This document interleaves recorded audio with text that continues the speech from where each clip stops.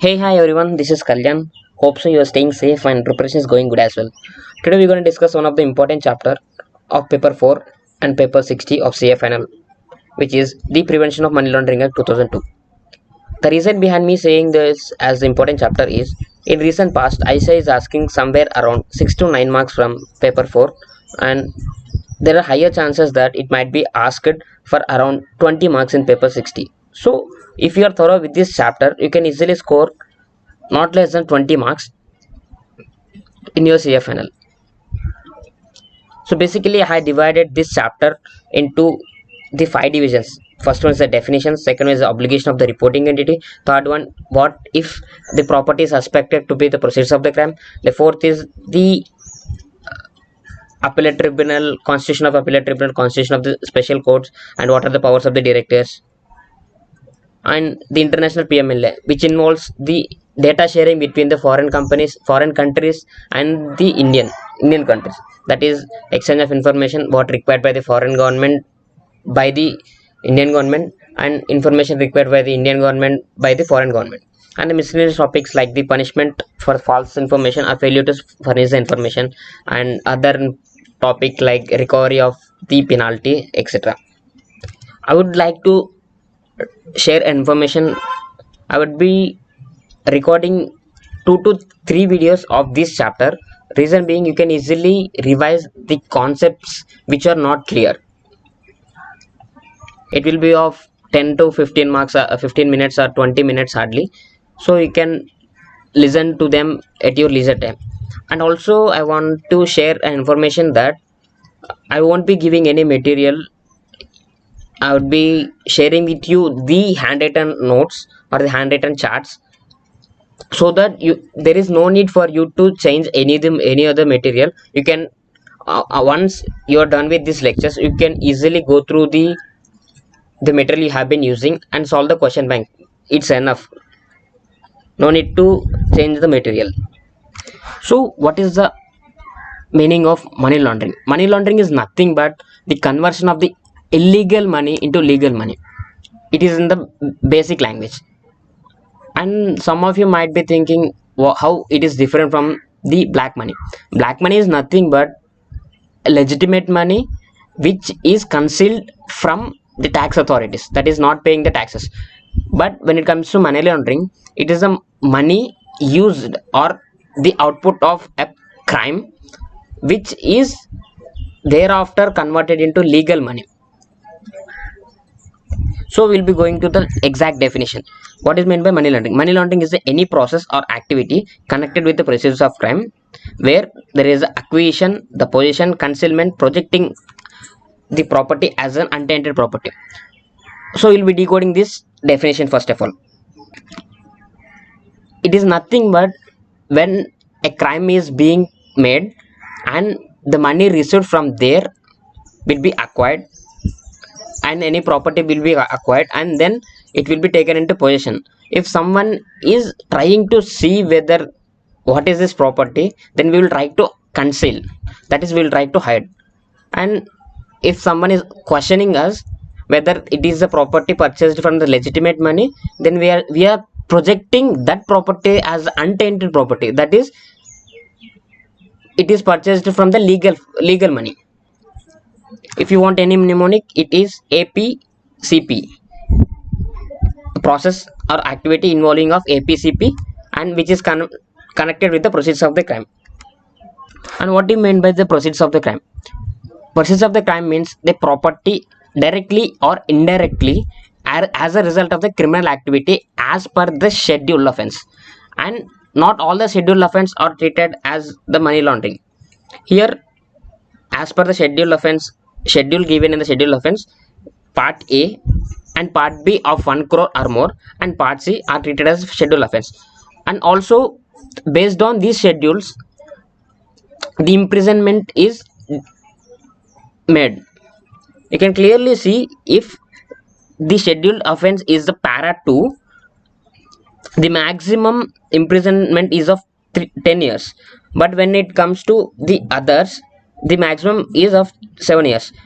So ultimately the imprisonment is ranging from minimum 3 years for all the cases and 10 years if it is as per the para 2, which is narcotic and psychotropic drugs, and other than para 2 and part B and part C, it is maximum 7 years.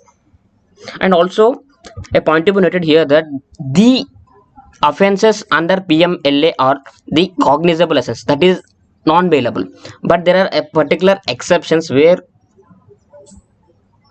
the party can be eligible to obtain the bail, and the cases are when the person is less than 16 years and the person is the woman or the sick or infirm, and the value of offense is less than 1 crore. In these cases, these they can be eligible to apply for the bail, and bail might be given.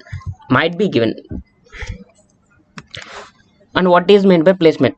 See here, there are illegal funds, will be breaking it into pieces, it is called the placement, and these funds will be injected through financial systems, and shares or gold or any FD or any other property will be purchased, and later they are sold, and the ultimate the sale proceeds will be integrated again through a fund. In this fund, we can clearly see the illegal funds along with the legal funds will be integrated, so that, and the taxes, everything will be paid, so that the person, if anyone is questioning, it will be hard, it will be tedious work for the government to exactly say whether these are proceeds of the crime. So the ultimate theme of this is, if the government will be trying to stop the money laundering, or if money laundering has already happened, it will confiscate the property which are the proceeds of the crime. So with this we are done with the first topic, which is the definitions. We have covered the what is meant by money laundering and the offense of money laundering, and what are the scheduled offenses, what are the proceeds of the crime, what is the cognizable offense, or the steps involved in the placements in the PMLA, which is the placement, the layering, integration, and punishment under PMLA. And second one will be, what are the obligations of the reporting entity. Reporting entity are nothing but the financial institutions where through which the money will be used, like the banks, the share markets, or the NBFCs, etc. So these are all the obligations of the reporting entity, that are the banks and the financial institutions. A point to be noted here that everything need to be confidential. It is also one of the obligation of the banking companies. And the first obligation is verification of the identity of the clients and the beneficial owners through use of the other authentication, like the other OTP. And next one is offline verification using the other, like by taking the copy of the Aadhaar, and or if Aadhaar is not possible, for example for the non-residents, it will be through the passports or any other official documents like the driving license, etc. Once the verification is made, it need to maintain all the records. So we can clearly see, if a transaction is happened, then it need to be maintained for not less than 5 years. And also the documents evidencing the identification of the clients and the beneficial owners. See, we can clearly see the client's data is always available with the bank, because we have taken already the Aadhaar card or any other by using the KYC. But the beneficial owners, we don't know, it might be changing from the time to time. So we need to take the details of the reporting entity, need to take the details, and should be maintained for not less than 5 years from the date of transaction. If the relationship between the client and the banker or the reporting entity is completed, then the same to be maintained for the period of 5 years from the date of termination of the relation between the client and the entity and the reporting entity, the entity and the client. And furnishing of information to the director. The reporting entity are required to furnish the information to the director only if the particular transaction exceeds a particular value, and also if the director is asking for any particular information, then the reporting entities are obliged to furnish the information asked by him. And also, the new obligation for the reporting entity as per the amendment is enhanced due diligence. So how it is different from the maintenance of records of furnishing information? Enhanced due diligence is nothing but verification of the client or the beneficial owner cannot be identified, then the reporting entities shall not perform the transaction. However, the transactions which for which these rules shall be applied will be given by the director or the government from the time to time. For example, if a customer is depositing a 1 lakh rupee and he is not submitting his PAN, then the reporting entity shall not deposit such amount and shall cancel the transaction. The reason being, there the identity of a person is not identified clearly, so the reporting entities have an option to cancel the transaction. We'll be going to the text. The enhanced due diligence prior to the commencement of the specific transaction. Specific transaction is not mentioned anywhere in the act. It will be changed from time to time. Here, verification of the identity of the client using the Aadhaar or say any other government official documents, and also the beneficial owner. If cannot be identified, then shall not perform the transaction. The ownership, the financial position, also the source of fund of the client and such other measures need to be identified. For example, if he is taking the 1 crore, for example at 10 lakhs or 20 lakhs of amount, and he will be furnishing the PAN, but we need to get to know the details of the funds also. There is nowhere mentioned particularly whether it is 10 lakhs or 20 lakhs, but for example we will be taking that the government has capped the 10 lakhs as the specified transaction, then the banker can reject the transaction. And if so, we are done with the obligations of the reporting entity. They are the verification of the identity, maintenance of records, furnishing of information, and enhanced due diligence. Important reason being, it is amended for the specific transactions. Nowhere specified the specific transactions means it may be the quantum or the nature of the transactions. For example, cash to specified limit, or transferring from one person to one person is specified limit as such, but it will be as amended or as given by the official gazette by the government from time to time. It is yet to be given, and as per the exam, from the exam's perspective, it was not given the what is specified transaction. So if the question is asking or stating that this is the specified transaction, then we need to quote this particular provision and write which was learned by us. And next thing we're gonna discuss is, what if the property is suspected to be proceeds of crime? Basically, we need to know how is the flow within which the confiscation will be taken. For example, here the first stage is provisional attachment, then the adjudication and taking the possession, and third one is the confiscation. We need to know clear idea who is the authority and for how much period of time, and whether interest is affected or not. If you know this clearly, there is nothing to be learned or mugged up. For example, if the provisional after provisional attachment, if the authority thinks whether if it is not in the proceeds of the crime, then they will release the property. Again, if the confiscation is done by the trial by the special court, if they think that the property is not the proceeds of the crime, they will release. So if the party is unable to prove that the concerned property is not the proceeds of the crime, then shall be treated as a proceeds of crime, and it shall not be given back to the concerned party. So we'll be going through that chart. So first First thing is the provisional attachment. The director or any other officer not below the rank of the deputy director has the reasons to believe in writing. Note the point here. It is in writing. Only writing shall be allowed. In writing, has the reasons to believe that the person having in the possession of the process of the crime and such proceeds are likely to be concealed or transferred, which results in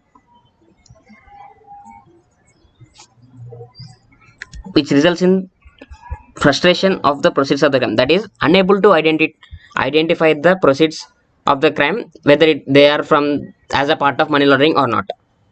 So here the director or any other officer not below the rank of the deputy director will have to note in writing that the so and so person is having the proceeds of the crime, and if we not provisionally attach that property, then it may be concealed or transferred to any other person, which may be so thereafter it will be tedious work for the government to identify whether the property is the proceeds of the crime. And this provisional attachment is for 180 days. And a point to be noted here that if there is any period of stay given by the court, then that particular time period plus additionally 30 days will be given for the provisional attachment. Basically it is 180 days if there is no stay given by the court, and if any stay is given by the court, then the period of the stay plus 30 days plus 180 days will be given for the provisional attachment. An important point here is the rights and the interest of the property shall not be affected. For example, it is a notice given by the director or the officer, then for example if if a tenant is in the property for a rent in the property, then he can still continue to be as a tenant, and the money from that property will be still be given to the landlord. But here the provisional attachment means he cannot transfer the property for this period unless it is proven that it is not involved in the proceeds of the money laundering, that is process, it is not treated as a proceeds of the crime. Also here he need to forward a report. This report, it is recommended prior to the issuing of the order for the provisional attachment, but it is mandatory to issue to the adjudicating authority immediately after attachment. So here he need to forward a report stating that to the judiciary, stating that so and so person is having the process of the crime and we need to provisionally attach his property. But it is mandatory that the director or the deputy director who is provisionally attaching shall forward a report after attaching the property to the adjudicating authority. Reason being, adjudicating authority is the second level of authority who will be dealing with the case. So you can clearly see here that the report shall be sent within 30 days. Director or the officer need to file a complaint with the adjudicating authority as soon as after immediately forwarding the provisional attachment, the report on the provisional attachment. Then within 30 days the director or officer need to file a complaint with the adjudicating authority regarding this provisional attachment. After receipt of this report and the complaint from the director or officer, that is the deputy director, then adjudicating authority will serve a notice for calling upon the information, that is he will be giving a show cause notice and asking the person why this property shall not be treated as the proceeds of the crime and not involved in the money laundering. So the following information may be called upon: the source of income or the earnings, the evidence or the documentaries and other related documents, and show cause why to this property not to be treated as a property under money laundering. Then after updating information from the person who is treated as under money laundering and from the department, plus hearing the aggrieved party and the department shall order to release if he thinks that it is not involved in the money laundering. However, if the person who is suspected to be treated under the money laundering is not providing the information, then the adjudicating authority shall take the possession of the property, that is confirming of the attachment. Here it is a provisional attachment and here it is the attachment of the property, and the possession will be taken by the government, that is the will be with the director itself, and this shall not exceed 365 days.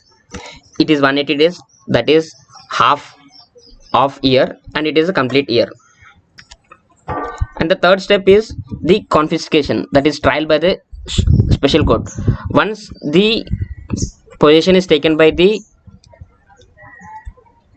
possession of the property is taken, then the special court will go through the case and then it will give an order stating if the property is involved in the money laundering, then order for the confiscation of the property. If not, release the property. What do you mean by confiscation? Confiscation means vesting of the property with the government and free from all the encumbrances, which means the legal and the beneficial owner of the property shall now be the government, central government. However, if the special court is satisfied that the complaint suffered the loss due to money laundering and acted in good faith, order the restoration of the property so confiscated to such complaint. For example, if a property being taken away by a offense by the person suspect. For example, if A is a person who is a suspect and B is a person who is the beneficial owner, A taking B's property illegally, then the special court, after getting to know that the B has suffered the losses and he has acted in good faith, that is, he has not taken any consideration from A, then he will resort the property to B. And here the important point is, when the confiscation is done, the property is vested with the government and it shall be free from all the encumbrances, that is all the liabilities. The property is free from all the liabilities. So we'll be discussing the next part in the next video, that is regarding